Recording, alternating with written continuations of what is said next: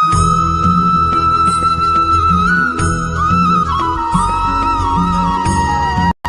সব সময় চাই যে এই সংসার আমাদের জ্ঞানী বলবে, বুদ্ধিমান বলবে, বুঝদার বলবে, কিন্তু মূর্খ মূর্খ যেন কেউ না বলে। মূর্খ শব্দটা আমরা কেউ শুনতে চাই না, দূরে পালাতে থাকি। কিন্তু একটা সত্যি সবার কাছে অজানা, যে মূর্খ হওয়া হলো বুদ্ধিমান হওয়ার দিকে সর্বপ্রথম পদক্ষেপ। আপনি যত খুশি দিগ্গজ জ্ঞানী মানুষদের সাথে আলাপ করুন, যত ইচ্ছে কথা বলুন, যতই জ্ঞানের কথা আলোচনা করুন, অভিজ্ঞতা মূর্খ হবার পরেই পাওয়া যায়, তাই নয় কি? মূর্খ হবার পরে আপনি এটা বুঝতে পারবেন যে কি করা উচিত নয়। জ্ঞানী ব্যক্তি আপনাকে এটা বলবেন যে কি করা উচিত। আর এই সংসারে কি করা উচিত তার থেকেও অনেক বড় জ্ঞান হলো কি করা উচিত নয়। সেই জন্য সব সময় মনে রাখবেন, আপনার করা কিছু ভুল আপনাকে যদি কেউ মূর্খ বানিয়ে থাকে, ছল চাতুরি করে থাকে, তাহলে কোনো ব্যাপার নয়, এটা শেষ পর্যন্ত আপনাকে আরো বুদ্ধিমান করে তুলবে। এই মুহূর্তে ধন্যাত্মক থাকুন, এই সংসার আপনাকে অবশ্যই জ্ঞানী বলবে। রাধা রাধা।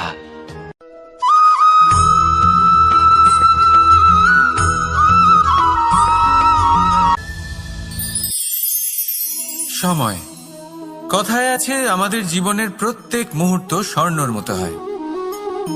এবার হয় আমরা একে নিজেদের কাছে রাখতে পারি, বা একে আমরা চলে যেতে দিতে পারি। কারণ এই ছোট ছোট মুহূর্তই আছে যা আমাদের জীবনকে গড়ে তোলে। এখন এই জীবন কেমন হবে তা আমাদের উপর নির্ভর করে। যদি আপনি একটা মুহূর্তের যত্ন না নেন, যদি আপনি এক মুহূর্ত ভালো না বাসেন, যদি আপনি এক মুহূর্ত স্নেহের আনন্দ না উপভোগ করতে পারেন, তাহলে দেখতে দেখতেই আপনার সমস্ত সময় নষ্ট হয়ে যাবে, আপনি জানতেও পারবেন না। অর্থাৎ এই সময় স্বর্ণ হতে পারে না। তবে আমরা একে স্বর্ণ বানিয়ে নিতে পারি আমাদের চেষ্টার মাধ্যমে। এই সময় শুধু একটি লাঙল যা মাটির সাথে লড়াই করতে পারে, আর কিছু নয়। একটা অত্যন্ত গুরুত্বপূর্ণ কথা মনে রাখবেন, আপনার কাছে শুধু সময় আছে। এবার আপনি এটা দিয়ে স্বর্ণ বানাবেন, না ঘুমিয়ে স্বপ্ন দেখে একে নষ্ট করবেন, সিদ্ধান্ত আপনারই। রাধা রাধা।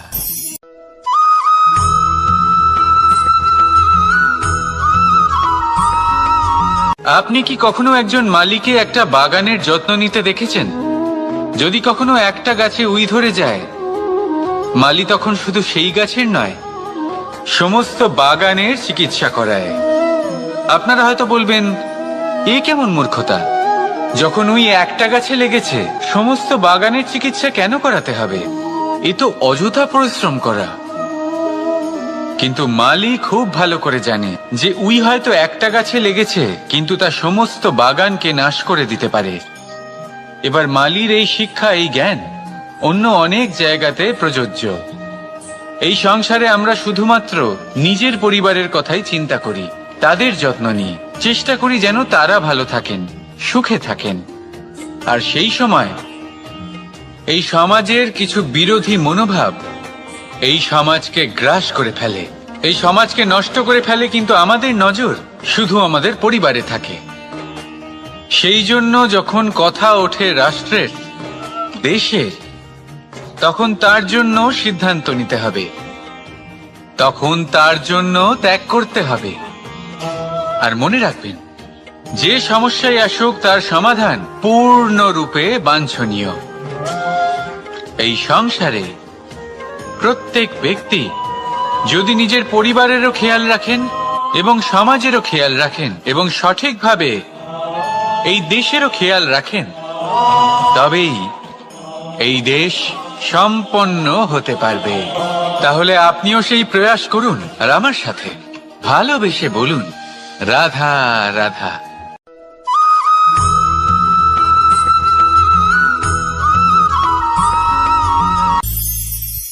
ভবিষ্যৎ। সংসারে এমন কোন ব্যক্তি আছেন যিনি নিজের ভবিষ্যতের বিষয় ভাবেন না? যে কেউ ভাবেন আমার ভবিষ্যৎ কিছু এরকম হবে, আমি ভবিষ্যতে এরকম কিছু একটা করব, এই সুবিধা থাকবে, এই আনন্দ পাবো, ইত্যাদি ইত্যাদি। কিন্তু সত্যি বলি, ভবিষ্যতের থেকে বড় ভণ্ড আর কেউ নেই। ভবিষ্যৎ আপনাকে ছেড়ে চলে যাবে, আপনি জানতেও পারবেন না। ভবিষ্যৎ আপনার থেকে আপনার বর্তমান কেড়ে নেবে।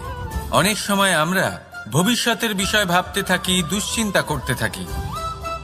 ভবিষ্যৎ দিয়ে নিজেকে এতটাই ঘিরে ফেলি যে বর্তমান কি তা ভুলেই যাই, তার বোধই আমাদের থাকে না। ভাবুন, ভবিষ্যৎ কি? ভবিষ্যৎ হলো সেটাই যা এখনো পর্যন্ত ঘটেনি। বর্তমান হলো সেটা যা এখন ঘটছে। তাহলে যা এখনো ঘটেইনি তার বিষয়ে দুশ্চিন্তা করে নিজেকে ব্যতিব্যস্ত কেন করছেন? এই বর্তমান, এটাই হলো গুরুত্বপূর্ণ। এর উপরে সমস্ত ভাবনা কেন্দ্রীভূত করুন। মনে লক্ষ্য অবশ্যই রাখুন, কিন্তু পুরো মনোযোগ শুধু বর্তমানে থাকবে। এই বর্তমানকে যদি সামলে নিতে পারেন, তাহলে আপনার ভবিষ্যৎ এমনি উজ্জ্বল হয়ে উঠবে। তাহলে আসুন আমার সাথে ভালোবেসে বলুন, রাধা রাধা।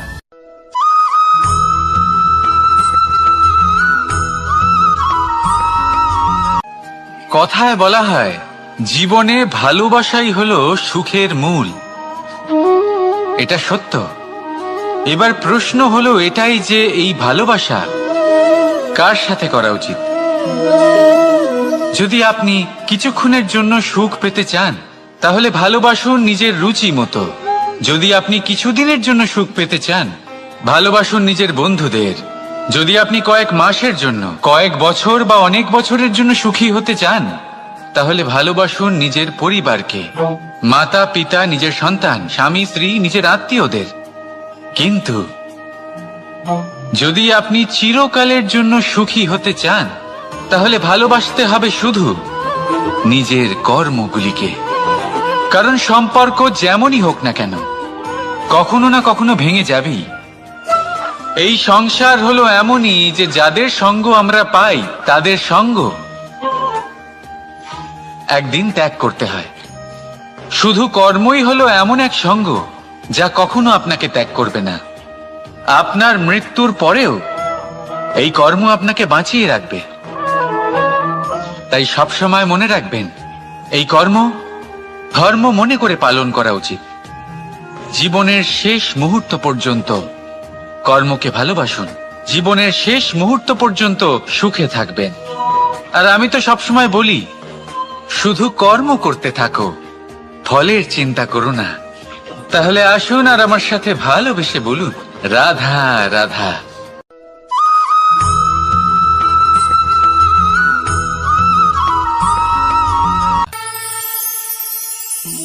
একটা সিদ্ধান্ত। এই জীবনে একটা সিদ্ধান্তের গুরুত্ব কি হতে পারে তা কখনো ভেবে দেখেছেন?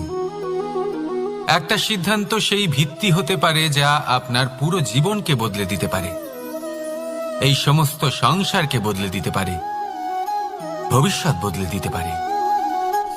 এই সিদ্ধান্ত যে কোন রাস্তা চয়ন করতে হবে, সেই সিদ্ধান্ত যে কখন সামনে এগোতে হবে আর কখন থেমে যেতে হবে, সেই সিদ্ধান্ত যে কখন যুদ্ধ করতে হবে আর কখন নিজেকে পিছু পা হতে হবে। এই সিদ্ধান্ত হলো খুব গুরুত্বপূর্ণ। আর আপনি তো এই সংসারে একা নন, তাই আপনার একটা সিদ্ধান্ত শুধু আপনার জন্যই নয়, সমস্ত সংসারের জন্য গুরুত্বপূর্ণ হতে পারে। এবার এই সিদ্ধান্ত আপনারই হবে। ভাবনা চিন্তা করে নেবেন, সাফল্য পাবেন। রাধা রাধা।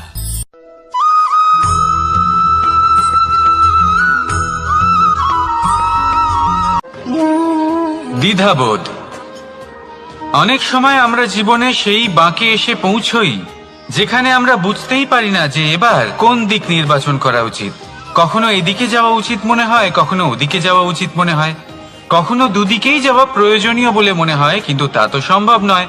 কখনো কখনো এটা মনে হয় যে এখানেই থেমে যাওয়া ভালো, কোথাও না যাওয়াই শ্রেয়। এবার একেই তো দ্বিধাবোধ বলে। সংসারে এমন কোনো দ্বিধা নেই যার সমাধান সম্ভব নয়। এই দ্বিধাবোধ স্বাভাবিক। আর আপনার এই দ্বিধাকে আমি একটু সরল করে দিই। দ্বিধাগ্রস্ত হয়ে নির্বাচন করলে তখন এটা মাথায় নিয়ে করবেন যে আপনার এই নির্বাচনের ফলে এই সংসারের ওপর, এই সমাজের ওপর কি প্রভাব পড়তে পারে। নিজের লাভ ক্ষতির বিষয়ে ভাবা ছেড়ে দিন আর কর্ম করুন সংসারের মঙ্গলের জন্য, আগামী প্রজন্মের মঙ্গলের জন্য। ভাবুন আপনার এই নির্বাচনের জন্য কিভাবে তাদের জীবনের উদ্ধার সম্ভব। কারণ এই ভাবনাই হলো উচিত ভাবনা।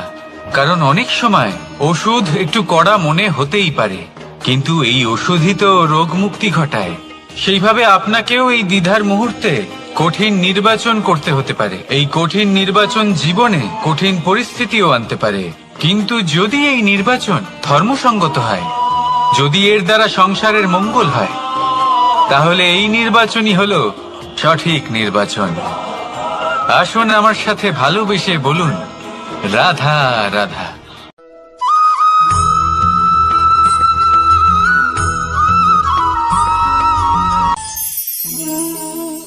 অহংকার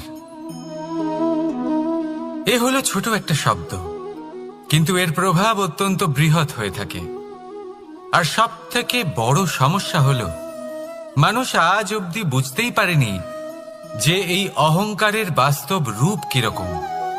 কেউ একে গর্বের নাম দেন, কেউ একে আত্মসম্মানের নাম দিয়ে থাকেন, এবং কোথাও একটা এমন সময় চলে আসে যখন সময় এই অহংকারকে ভেঙে খান খান করে দেয়। আর তখন না গর্ব আপনাকে বাঁচাতে পারে, না আপনার আত্মসম্মান। এখন যদি আপনাকে উদাহরণ দিই, তাহলে যেখানে আপনি বসে আছেন সেই ঘরেই ওপরে তাকান, সেই ছাদের দিকে। যদি এই ছাদ অহংকার করতে থাকে যে দেখো আমি তো সব থেকে উঁচু জায়গায় আছি, আমার চেয়ে ওপরে আর কেউ নেই, আমি এই ঘরে থাকা সমস্ত ব্যক্তিকে ছায়া প্রদান করি, যদি এই অহংকার এসে যায় তাহলে কি? একবার ভেবে দেখুন, যদি পরের দিন তার উপর আরো একটা তলা বানিয়ে দেওয়া হয় তাহলে কি? এই ছাদ যার নিজের উঁচু হবার অহংকার ছিল, যে সব থেকে ওপরে ছিল, সে এবার পায়ের তলায় চলে এসছে। এটাই হয়ে থাকে। মনে কখনোই অহংকার পোষণ করবেন না। যদি মনের মধ্যে কিছু রাখতে চান তাহলে প্রেমের ভাব রাখুন, স্নেহ রাখুন।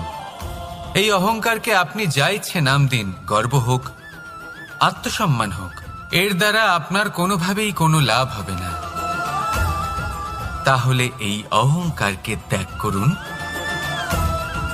আর আমার সাথে ভালোবেসে বলুন, রাধা রাধা।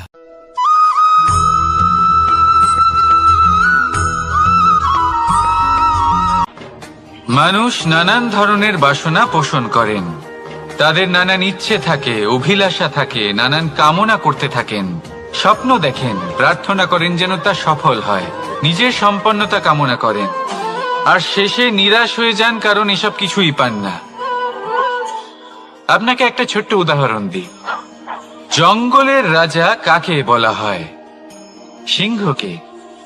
এবার যেহেতু সিংহ বনের রাজা, তাই হরিণ তো তার কাছে এসে এটা বলতে পারে না যে আপনি হলেন বনের রাজা, তাই আপনি আমাকে মেরে ফেলুন, আমাকে খেয়ে ফেলুন আর নিজের ক্ষুধা নিবারণ করুন। এমন তো হয় না। সিংহ যতই বনের রাজা হোক, তাকেও পরিশ্রম অবশ্যই করতে হয়, তবেই তার ক্ষুধা নিবারণ হয়। সেইভাবেই আপনার সমস্ত স্বপ্ন, আপনার সমস্ত ইচ্ছে, আপনার সমস্ত অভিলাষা, সমস্ত আকাঙ্ক্ষা পূরণ হবেই, অবশ্যই হবে, পরিশ্রমের দ্বারা। শুধু ভাবলেই হবে না। তাহলে আপনিও জীবনে পরিশ্রম করুন, নিজের সমস্ত স্বপ্ন পূরণ করুন, আর আমার সাথে ভালোবেসে বলুন, রাধা রাধা।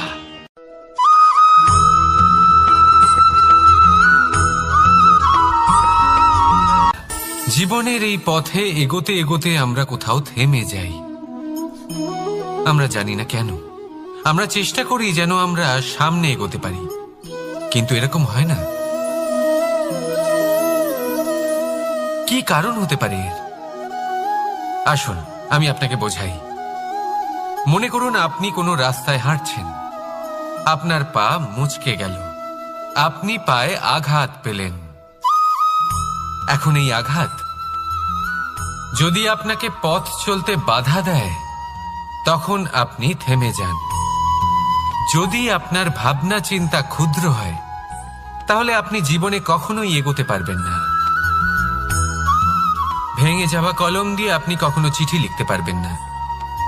ঠিক সেইভাবেই যদি আপনার মনে অন্যের জন্য হিংসা থাকে, তাহলে আপনি আপনার নিজের ভাগ্য লিখতেই পারবেন না। কাজের প্রতি আলস্য আপনাকে কখনো ধনী হতে দেবেই না, আর ধনের প্রতি লোভ তা আপনাকে কখনো মহান হতে দেবে না। ছোট একটা কথা, কিন্তু এ হলো অত্যন্ত গুরুত্বপূর্ণ। ভাবনা চিন্তা অবশ্যই করুন, আর বোঝার চেষ্টা করুন সেটা যা আপনি বুঝতে চান। হতে পারে আপনি এমন কোনো পথ খুঁজে পেলেন যার ফলে আপনি কোনো খারাপ পথে যেতে যেতে থেমে গেলেন, বা আপনি এমন কোনো অর্থ খুঁজে পেলেন যা আপনাকে মহান হবার পথে অগ্রসর করে দিল। রাধা রাধা।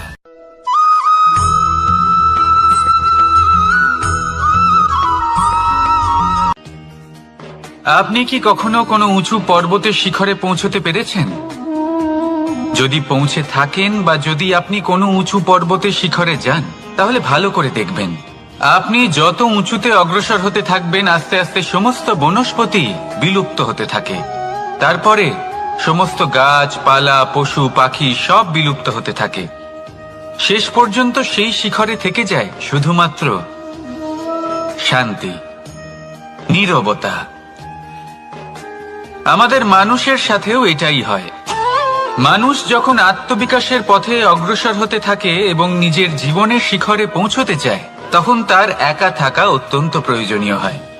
আর তাকে তখন ত্যাগ করতে হয় নিজের সুখ স্বাচ্ছন্দ্য, নিজের সম্পত্তি, নিজের সমৃদ্ধি, নিজের সৌন্দর্য। দেখুন, জীবনের শিখরে পৌঁছনো একেবারেই সহজ কাজ নয়। এ হলো অত্যন্ত দুর্গম এক পথ, কিন্তু যদি আপনি সেখানে পৌঁছতে চান, তাহলে আপনাকে ত্যাগের প্রবৃত্তি জাগিয়ে তুলতে হবে। ত্যাগ কি সেটা জানতে হবে, কারণ ত্যাগের ফলেই মনে শান্তি আসে, আর সেই শান্তির ফলে মনে উৎপন্ন হয় প্রেম। আর এই প্রেমই হলো জীবনের অন্তিম লক্ষ্য। তাহলে আসুন আমার সাথে ভালোবেসে বলুন, রাধা রাধা।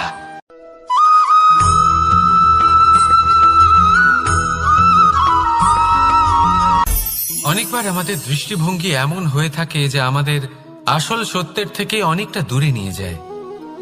আমরা যেরকম দেখি সেরকম সবসময় হয় না। এবারে দেখুন না, আমরা মানুষেরা, আমাদের ভালো লাগে। আমরা কোথাও গেলাম, আমাদের স্বাগত জানানো হলো, আমাদের প্রশংসা করা হলো, কেউ আমাদের দিকে হাসি মুখে তাকালো, আমাদের ভালোবাসলো, আমাদের একটা কথা মনে রাখবেন, এই হাসি সবার জন্যই হয়। আপনি তাদেরকেও হাসি উপহার দিতে পারেন যাদের আপনি চেনেন, তাদেরও দিতে পারেন যাদের আপনি চেনেন না। ছোটদের দিতে পারেন, বড়দের দিতে পারেন, সবার জন্যই হলো এই হাসি।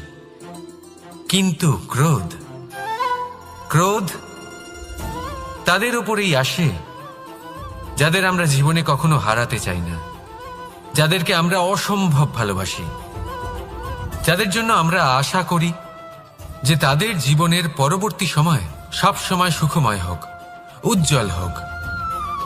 সেই জন্য আপনার জীবনের সমস্ত সেই ব্যক্তি যারা আপনার উপরে ক্রুদ্ধ হন, কটাক্ষ করেন, জরুরি নয় তিনি আপনার শত্রুই হবেন।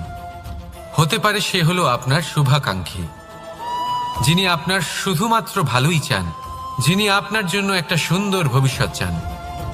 সেই জন্য সব সময় মন দিয়ে অন্যের কথা বোঝার প্রয়াস করুন। আপনি জানতে পারবেন তাদের কর্মের ধর্ম কি হতে পারে, আপনি জানতে পারবেন তাদের ক্রোধের মর্ম কি হতে পারে। রাধা রাধা।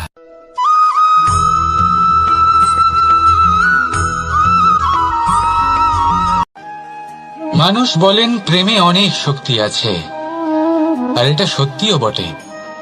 প্রেমে এতটাই শক্তি থাকে যে শত্রুতার বড় বড় স্তম্ভকেও এত সহজে ফেলে দিতে পারে। কিন্তু আপনি দেখে থাকবেন, যারা অধিক শক্তিশালী হন তারা দুই ধার সম্পন্ন তরোয়ালের মতো হন।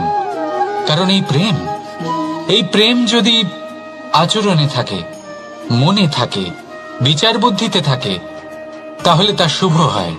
এই প্রেম সৃজন করে। কিন্তু প্রেম যদি ব্যবসার অঙ্গ হয়, যদি এই প্রেমের ব্যবহার নিজের স্বার্থ, নিজের অহংকারের জন্য করা হয়, তাহলে তা সংসারের বিনাশ ঘটাতে পারে। রাধা প্রেমের ব্যবহার করেছে শাম্বের কারণে, আর শাম্ব সেই প্রেমের ব্যবহার করেছে নিজের অহংকার, নিজের স্বার্থ সিদ্ধির জন্য। শেষ পর্যন্ত ক্ষতি শাম্বের হলো না, হলো প্রেমের। তাই মনের মধ্যে প্রেম ভাব অবশ্যই রাখুন, নিজের আচরণেও প্রেম ভাব বজায় রাখুন, কিন্তু সতর্কও থাকবেন আপনার এই প্রেম, একে নিয়ে কেউ ব্যবসা না করে ফেলেন। আসুন আর এই ভালোবাসার সাথেই বলুন, রাধা রাধা।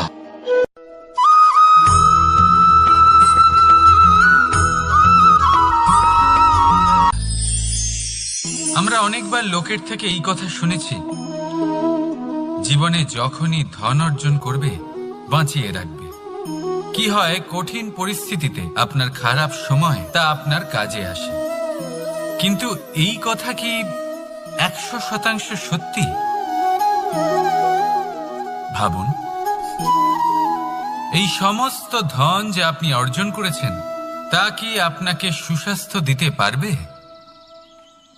এই সমস্ত ধন কি আপনাকে সুখ এনে দিতে পারবে? পারবে না, তাই না? চলুন আমি আপনাকে একটা কথা বলি। পরমেশ্বর, ঈশ্বর,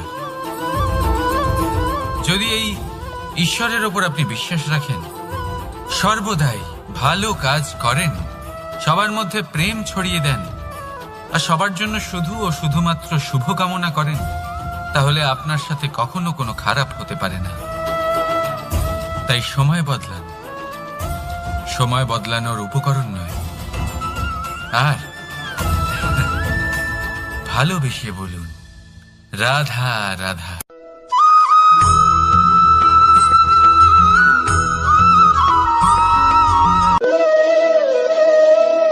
ফলটা দেখছেন আপনি? এটা সেই ফল যেটা গাছের সবচেয়ে উঁচু ডালে পাওয়া যায়, কিন্তু যখন এটা খসে পড়ে তখন এটা আকাশের দিকে যায় না যা ওপরে আছে, সে যায় সেই ভূমির দিকে যে নিচ থেকে তার দিকে তাকিয়ে থাকে। কেন? কারণ এই ফলের নিজের উচ্চতার ধারণা মাটির থেকে নিজের দূরত্ব দেখে হয়।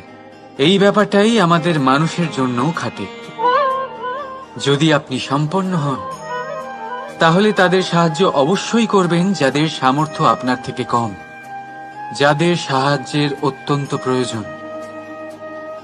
আপনার সামর্থ্য বেশি কারণ তাদের আপনার থেকে সামর্থ্য কম। দেখুন, জীবনে আনন্দ শুধু বড় হওয়ায় নয়, বরং তাদের সাহায্য করেও আছে যারা কোনো কারণবশত আপনার থেকে নিচে রয়ে গেছেন। আর যখন একটা ফল এই কথাটা বুঝতে পারে, তখন আপনি নয় কেন, রাধা রাধা।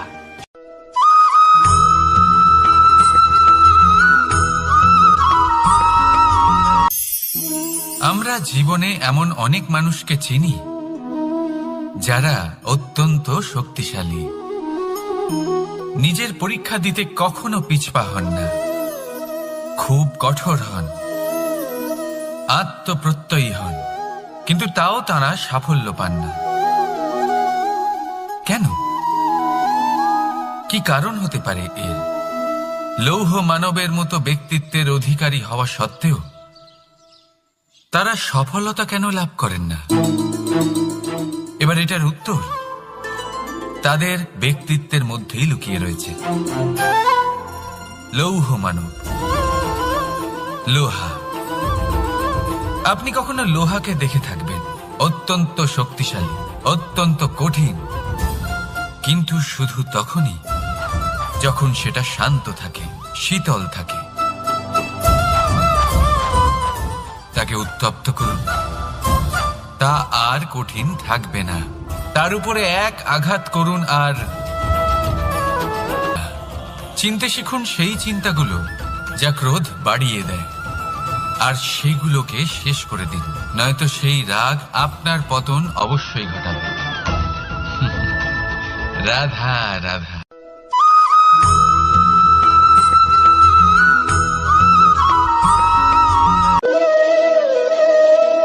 ফলটা দেখছেন আপনি? এটা সেই ফল যেটা গাছের সবচেয়ে উঁচু ডালে পাওয়া যায়,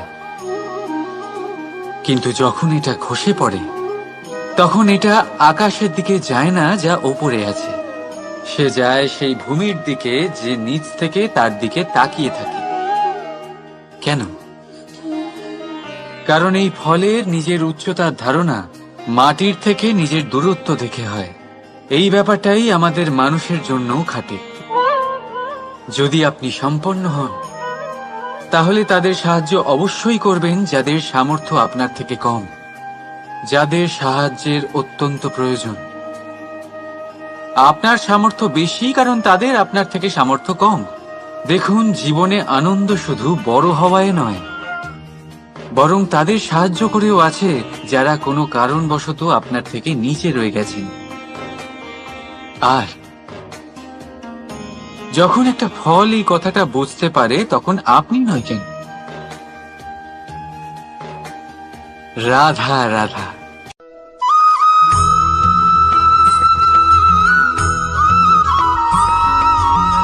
আপনি কি কখনো জলকে নিজের মুঠোতে ধরে রাখার চেষ্টা করেছেন? চলুন আজ করা যাক।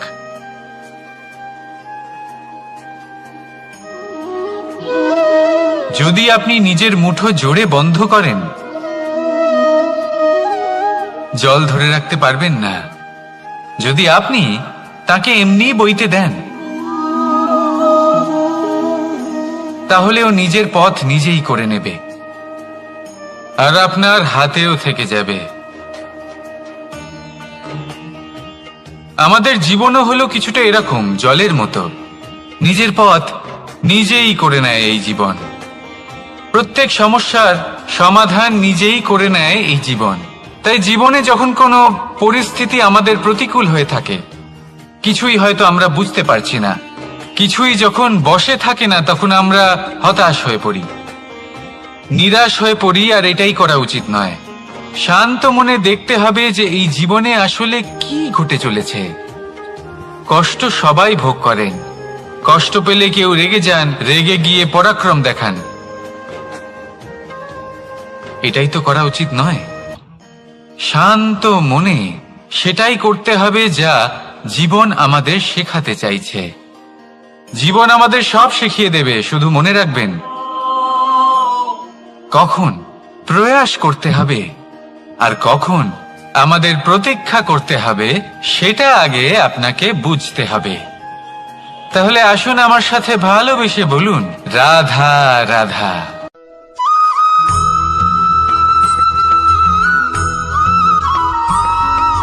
সময় বড়ই বিচিত্র অনুভব দেয়। যখন অপেক্ষা করছেন তখন অনেক লম্বা হয়ে যায়। প্রতিটা মুহূর্ত একটা গোটা দিনের মতো মনে হয়। ঠিক সেইভাবেই যদি কোথাও যেতে দেরি হয়, তখন সময় দৌড়তে থাকে, প্রসন্নতায় বয়ে যায় আর নিরাশায় থমকে যায়। আপনদের সাথে থাকলে সময়ের খেয়ালই থাকে না, শত্রুদের সাথে থাকলে সেই সময়ই খারাপ হয়ে যায়। কিন্তু এটাই কি সত্যি বাস্তব? না, সময় তো সময়ই হয়, নিজের গতিতেই চলে সে। শুধু সেই গতির আভাস আমাদের মানসিক অবস্থা অনুযায়ী বদলে যেতে থাকে। তাই এই সমস্যা সময়ের নয়, আমাদের মানসিকতা। তাই নিজেকে খুশি রাখুন, অন্যদেরও খুশি রাখুন। আগের সমস্ত ঘটনা ভুলে যান আর একটা উজ্জ্বল ভবিষ্যতের দিকে অগ্রসর হন। সময় সব সময় ভালোই লাগবে। প্রেম করুন, সবার সাথে সময় সব সময় সুখেই কাটবে। রাধা রাধা।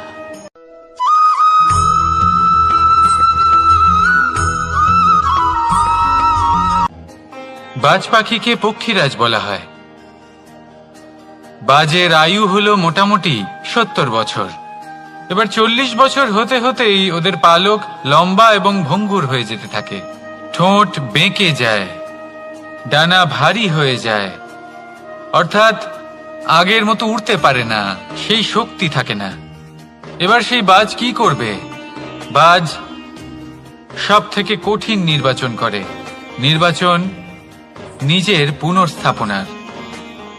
সর্বপ্রথম একটা বিশাল পর্বতে যায়, একান্তে নিজের এক বাসস্থান তৈরি করে, আর তারপরে পাথরের সাথে নিজের ঠোঁট বারবার আঘাত করতে করতে সেই ঠোঁট ভেঙে ফেলে। তারপরে সে অপেক্ষা করে সেই ঠোঁট পুনর্নির্মাণ হওয়ার। তারপর সেটাই করে নিজের পালকের সাথে। তারপরে নিজের ডানা থেকে এক এক করে ভারী পালকগুলো ছিঁড়ে ফেলে দেয়।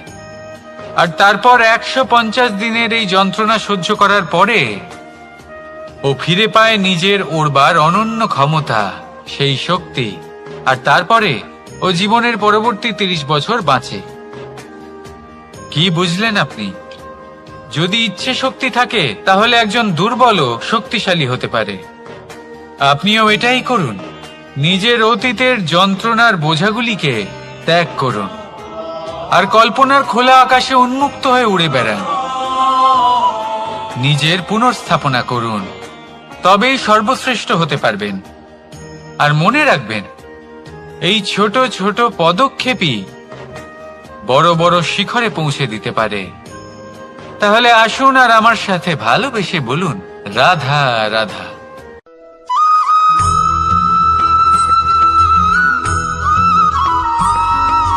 অগ্নি জীবনে খুব মহত্বপূর্ণ হয়। এই অগ্নি উজ্জ্বলতা হয়ে আমাদের জীবিত রাখে। কিন্তু ভাবুন, যদি এই উজ্জ্বলতা ক্রোধের অগ্নি হয়ে দিকভ্রষ্ট হয়, তাহলে কি হবে? একটা ছোট পাতা দিয়ে শুরু করে গোটা বনকে ছারখার করে দিতে পারে। ঠিক সেরকমই মানুষের ক্রোধের আগুনও অন্যদের তো ভস্ম করেই, কিন্তু তার পূর্বে স্বয়ং নিজেকেই ভস্ম করে দেয়। তাহলে কি করা যায়? কি করে নিয়ন্ত্রণ করা যায় তাকে? উত্তর হলো, তাতে জল ঢেলে দিয়ে, জলের মতো বইতে দিনে কি। ঠিক সেইভাবে যেমন সূর্য নিজের অগ্নিকে তেজ বানিয়ে আপনার কাছে পৌঁছে দেয়। এটাই পার্থক্য সূর্যের অগ্নি আর ক্রোধের অগ্নির মধ্যে। সূর্যের অগ্নি বিচ্ছুরিত হয়ে প্রতিফলিত হয়ে আসে, আর সেই জন্যই তাকে তেজ বলা হয়। অন্যদিকে আমাদের ক্রোধের আগুনের কোনো সীমাই থাকে না। তাহলে নিজের অন্তরের শক্তিকে ক্রোধের আগুন বানিয়ে জ্বালাতে চান, নাকি উজ্জ্বলতা বানিয়ে বিস্তারিত করতে চান? সিদ্ধান্ত আপনার। রাধা রাধা।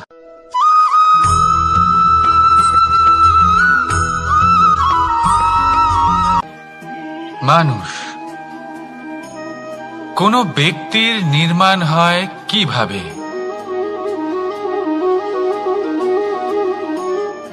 কেউ বলবেন পঞ্চতত্ত্বের দ্বারা, কেউ বলবেন আত্মা, দেহ ও চেতনার দ্বারা, কেউ বলবেন ঈশ্বরের কৃপার দ্বারা, তো কেউ বলবেন এই প্রকৃতির পরীক্ষার দ্বারা। না, মানুষের নির্মাণ হয়ে থাকে বিশ্বাস দ্বারা। ব্যক্তি তখনই গড়ে ওঠেন যখন ব্যক্তিত্ব থাকে, ঠিক কিনা? আর ব্যক্তিত্ব তখনই হবে আর সেরকমই হবে যেরকম বিশ্বাস আপনি নিজের উপরে রাখবেন। যদি আপনি মনে করেন আপনি বিষের ন্যায় হবেন, তাহলে আপনি বিষাক্তই হবেন। যদি আপনি এটা মনে করেন যে আপনি অমৃতের ন্যায় হবেন, তাহলে আপনি অমরই হয়ে যাবেন। যদি আপনি নিজের উপরে বিশ্বাস রাখেন যে আপনি সংসারের সব থেকে উঁচু পর্বতের শিখরে পৌঁছতে পারবেন, তাহলে আপনি অবশ্যই পৌঁছবেন। যদি আপনার এরকম মনে হয় যে আপনি এরকম কখনো করতে পারবেন না, তাহলে এরকম কখনোই হবে না। ভেবে দেখবেন, বিশ্বাসের মধ্যেই বিশ্ব বাস করে থাকে। তো আপনার অস্তিত্ব কেন করবে না? যেমন বিশ্বাস আপনি নিজের উপরে রাখবেন, তেমনই আপনি হয়ে উঠবেন। সেই জন্য নিজের উপরে বিশ্বাস রাখুন। আর হ্যাঁ, ভালোবেসে বলুন, রাধা রাধা।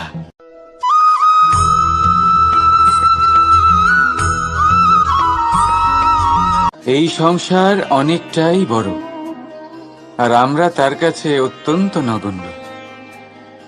এই সংসারে এমন অনেক মানুষ পাওয়া যায় যারা বোঝান যে এই সংসারটা কতটা বড়, কতটা অদ্ভুত, কতটা সুন্দর। আর এই সংসার রচনা করে পরমেশ্বর কত মহান এক কাজ করেছেন। কিন্তু আপনি এই জীবনে মাত্র কয়েকজন মানুষকেই পাবেন যারা আপনাকে এইটা বলবেন যে এই সংসারে আপনি কতটা গুরুত্বপূর্ণ, আপনি কতটা অদ্ভুত। যদি আপনি তাদের সাথে থাকেন তাহলে তারা নতুন কিছু সৃষ্টি করতে পারেন, এই সংসারকে আরো কতটা পবিত্র করতে পারেন। তাই এই সংসারকে গুরুত্ব না দিয়ে সেই মুষ্টিমেয় কিছু মানুষকে গুরুত্ব দিন, কারণ তারাই হলো আপনার আপনজন, আর তারাই আপনাকে সঠিক পথে চালিত করবে। মানুষকে তো বর্ষার স্রোতও বয়ে নিয়ে যেতে পারে, তাকে সাগরও ডুবিয়ে দিতে পারে, কিন্তু গঙ্গা জল সবচেয়ে বেশি শুদ্ধ, কারণ তার কয়েক ফোঁটা মানুষকে মুক্ত করে দেয়। রাধা রাধা।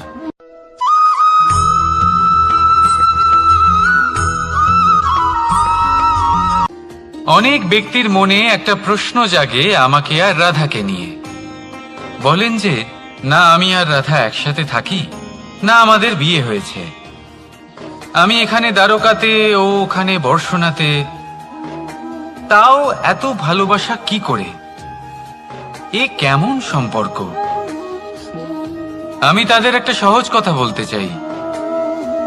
আপনি কখনো আয়নার দিকে দেখেছেন?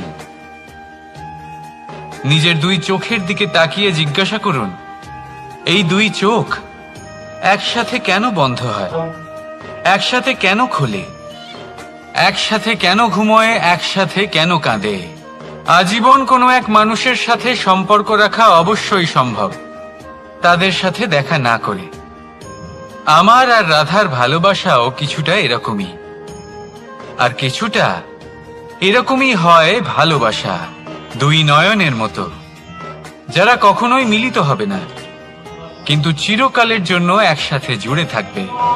এই অনুভূতি নিঃস্বার্থ হয়, আর এই নিঃস্বার্থ ভালোবাসা আপনাকে আনন্দের পথে অগ্রসর করে। জীবনে সবসময় নিঃস্বার্থভাবে ভালোবাসুন, শুধুমাত্র আনন্দই পাবেন। তাহলে আসুন আমার সাথে নিঃস্বার্থভাবে ভালোবেসে বলুন, রাধা রাধা।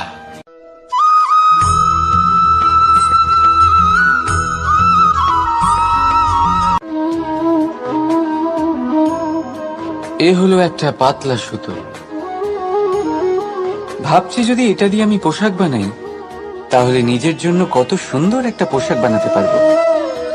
কিন্তু যদি এটা আমি, চিন্তা করবেন,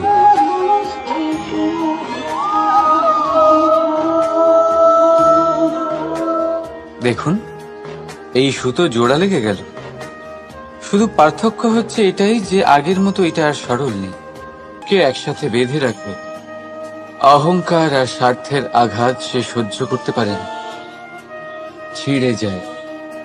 চেষ্টা করলে আবার এই সম্পর্ক হয়তো জোড়া লাগতে পারে, কিন্তু তা আগের মতো কখনোই থাকে না, কারণ মনে গিট পড়ে যায়। সেই জন্য প্রেমকে স্নেহের সাথে সামলে রাখুন, অহংকার আর স্বার্থের থেকে দূরে থাকুন। রাধা রাধা।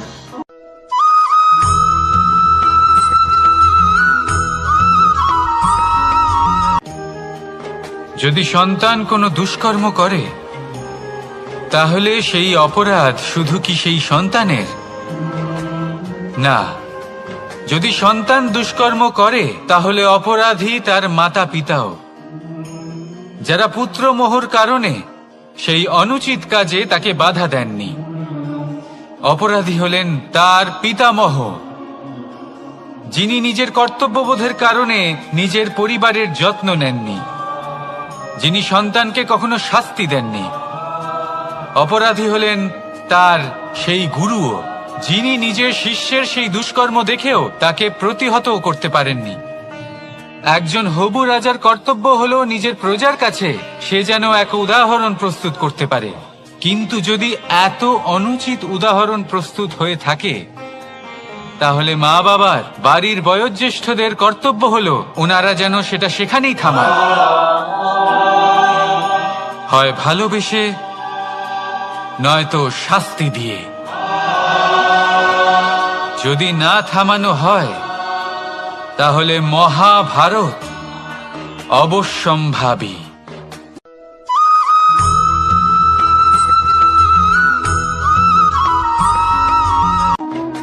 আগুন কি করে? জ্বালায়। সেটা কাঠই হোক, কয়লা হোক, বস্ত্র হোক, যাই আপনি আগুনে দেবেন তা ভস্ম হয়ে যাবে। কিন্তু সোনা, যদি আপনি সোনা আগুনে ফেলেন তাহলে তা কুন্দন হয়ে নিজের অস্তিত্ব তৈরি করে। যদি আপনি লোহা গরম করেন তাহলে তা ইস্পাত হয়ে যায়। কেন?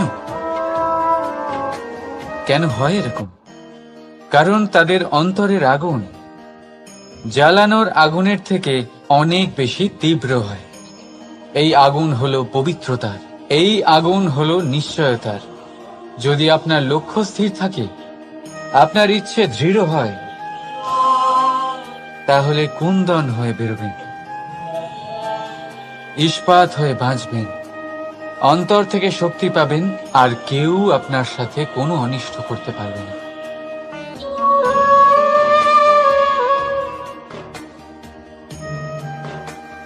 নারী,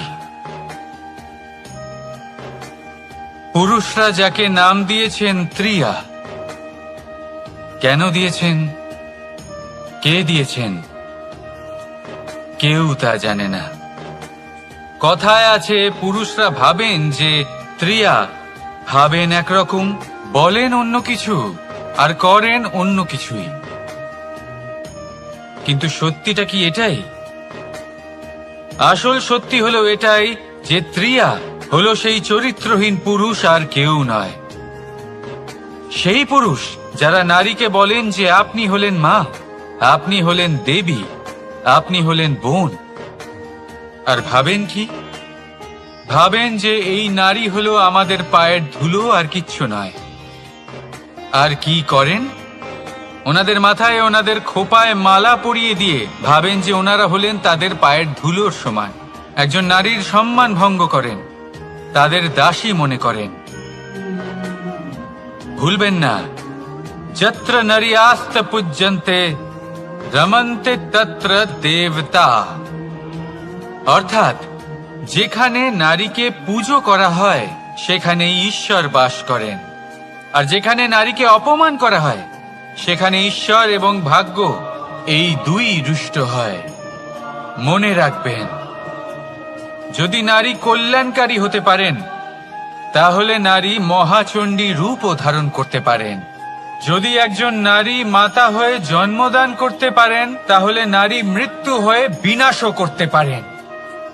যেখানে নারী অপমানিত হবেন সেখানে মহান ভারতও মহাভারতের পথে অগ্রসর হতে পারে।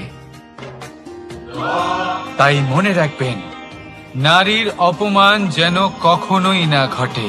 আর যদি কোথাও নারীর অপমান হয় তার অর্থ হলো আপনার বিনাশ আপনার দিকেই আসছে। আর এটা হলো তার প্রথম পদক্ষেপের প্রথম পদধ্বনি। রাধা রাধা।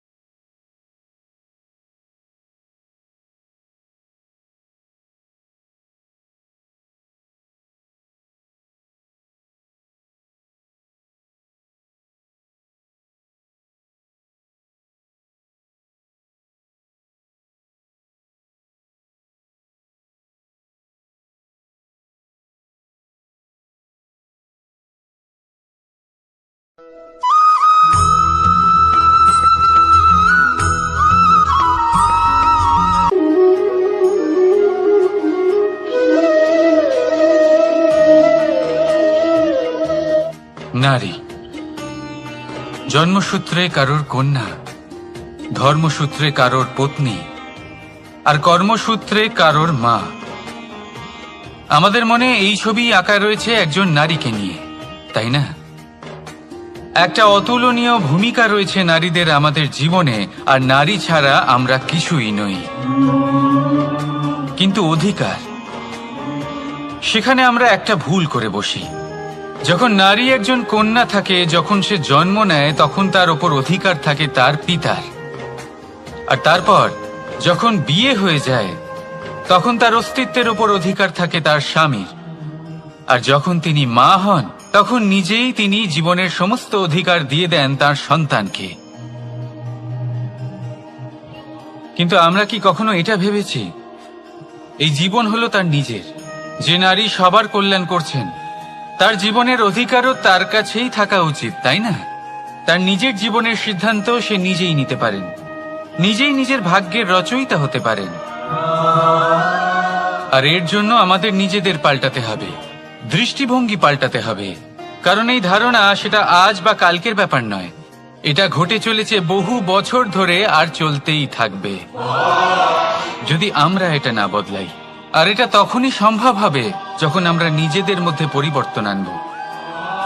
তাই আজকের পর থেকে, এই মুহূর্ত থেকে কোনো নারীর ওপর অকারণ অধিকার স্থাপনের আগে সহস্রবার ভেবে দেখবেন। কারণ যখন নারী নিজের অধিকার কেড়ে নিতে বাধ্য হবেন তখন শুধু এবং শুধুমাত্র বিনাশই ঘটবে। রাধা রাধা।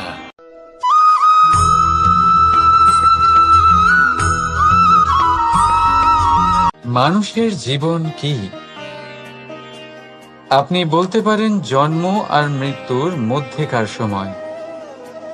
আর মৃত্যু কখন হয়?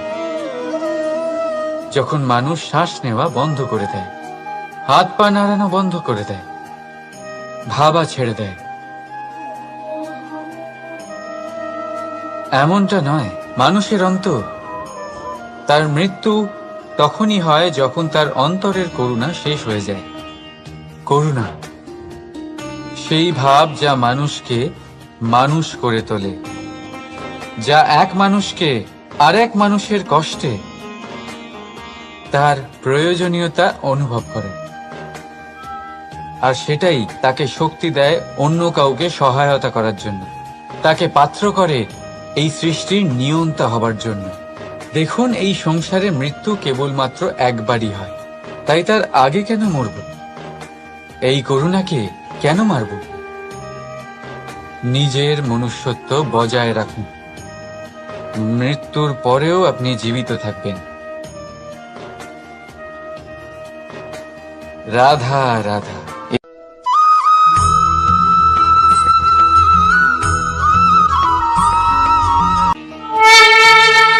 পঞ্চমহাতত্ত্ব, পঞ্চমহাভূত, এদের বিষয়ে আমি আপনাদের সবকিছুই বলে দিয়েছি। কেন? এরা আমাদের জীবনের সব থেকে বড় শিক্ষক। আর এদের থেকে আমরা কি শিক্ষা পাই? নিশ্চিত রূপে এই পঞ্চমহাতত্ত্ব আমাদের দেহের নির্মাণ করে, কিন্তু একটা ষষ্ঠ মহাতত্ত্ব রয়েছে, এমন এক তত্ত্ব যার না কোনো ভার আছে না কোনো পরিমাণ আছে, কিন্তু তা হলো অত্যন্ত গুরুত্বপূর্ণ। ভাবনা। কেউ একে আত্মা বলে, কেউ একে বিবেক বলে, কেউ একে প্রাণ বলে, আর কেউ বলে চেতনা। এবার এই চেতনা যখন পঞ্চমহাতত্ত্বের সাথে জুড়ে যায়, এক হয়ে যায়, তখন মানুষের জীবনের নির্মাণ হয়। এবার আপনার দেহের নির্মাণ জন্ম থেকেই পঞ্চমহাতত্ত্ব করে দেয়, কিন্তু এই ভাবনা, এই চেতনা, একে আপনি নিজেই এগিয়ে নিয়ে যেতে পারেন। একে দিশা দেখাতে হবে, এর বিকাশ আপনাকেই করতে হবে। কিভাবে? তা আপনার উপর নির্ভর করছে। আপনি এর সদ্ব্যবহারও করতে পারেন, দুর্ব্যবহারও করতে পারেন। এমন এক দিশা দিতে পারেন, এমন সদ্ব্যবহার করতে পারেন যে আপনি নিজেই কোনোদিন ভগবত গীতার জ্ঞান দিলেন। এমন দুর্ব্যবহার করতে পারেন, এমন দিশাও দিতে পারেন যে আপনি হয়তো শকুনের মতোই মহাভারত রচনা করলেন। এই চয়ন আপনারই। শুধু এই চেতনার শুদ্ধতার দিকে বিশেষ নজর রাখতে হবে। যদি এই চেতনা শুদ্ধ হয় তাহলে প্রেম থাকবে, আর যদি এই চেতনা অশুদ্ধ হয় তাহলে বিদ্বেষ হবে। আর আমার মতে সুখ এবং শান্তি প্রেমের দ্বারাই লাভ হবে, বিদ্বেষ দ্বারা নয়। তাহলে আসুন আর আমার সাথে ভালোবেসে বলুন, রাধা রাধা।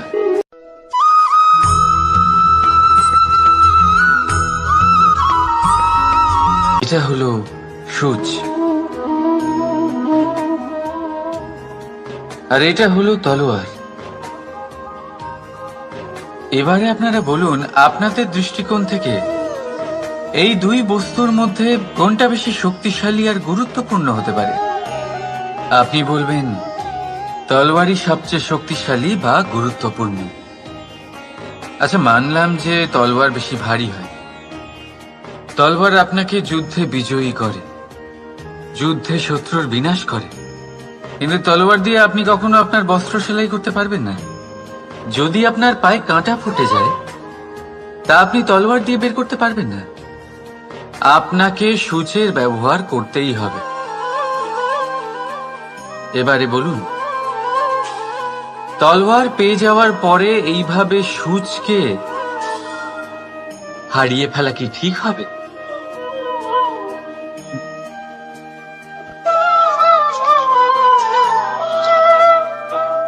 ঠিক সেইভাবেই জীবনে সম্পন্ন বন্ধু পাওয়ার পরেও আপনার সেই বন্ধুদের হারাবেন না যারা কম সম্পন্ন, দরিদ্র। কারণ তারা আপনার সাথে তখন ছিলেন যখন আপনি কিছুই ছিলেন না, আর জীবনে দরকার পড়লে তারাই আপনার কাজে আসবে, সম্পন্ন বন্ধু নয়। তাই যাকে ভালোবেসেছেন তার সাথে বন্ধুত্ব পালন করুন। চিত্ত আনন্দে জেগে উঠবে। রাধা রাধা।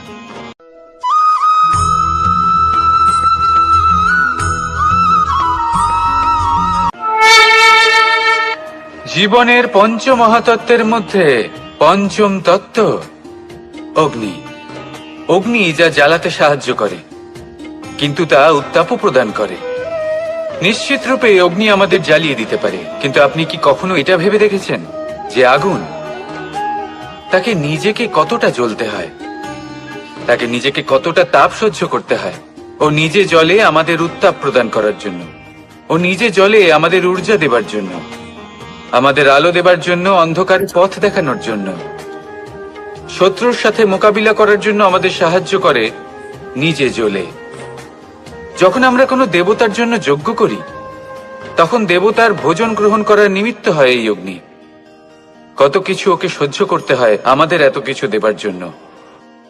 আপনিও আগুনের মতো হয়ে উঠুন, নিজে কষ্ট সহ্য করুন অন্যকে সাহায্য করার জন্য, তাদের জীবন উদ্ধার করার জন্য, নিজের প্রিয়জনের জন্য, নিজের পরিবারের জন্য, নিজের মাতা পিতার জন্য, এই সমাজের জন্য। নিজে কষ্ট সহ্য করুন, প্রকাশের কেন্দ্রবিন্দু হয়ে উঠুন, আর সকলকে পথ প্রদর্শন করুন, সবাইকে পথ দেখান। যেদিন আপনি আগুনের মতো হয়ে উঠবেন, সেই দিন ঠিক যেমন অগ্নিকে পুজো করা হয়, আপনিও সেইভাবে পূজনীয় হয়ে উঠবেন। যেমন সকল শুভকর্মে, সকল যজ্ঞে, সকল পুজোতে অগ্নিকে স্মরণ করা হয়, সেইভাবেই সকল শুভকর্মে আপনাকেও স্মরণ করা হবে। আর যেদিন আপনি এরকম হয়ে উঠবেন, সেই দিন জীবনের বাস্তব মর্ম কি আপনি তা বুঝতে পারবেন। তাহলে আসুন আর আমার সাথে ভালোবেসে বলুন, রাধা রাধা।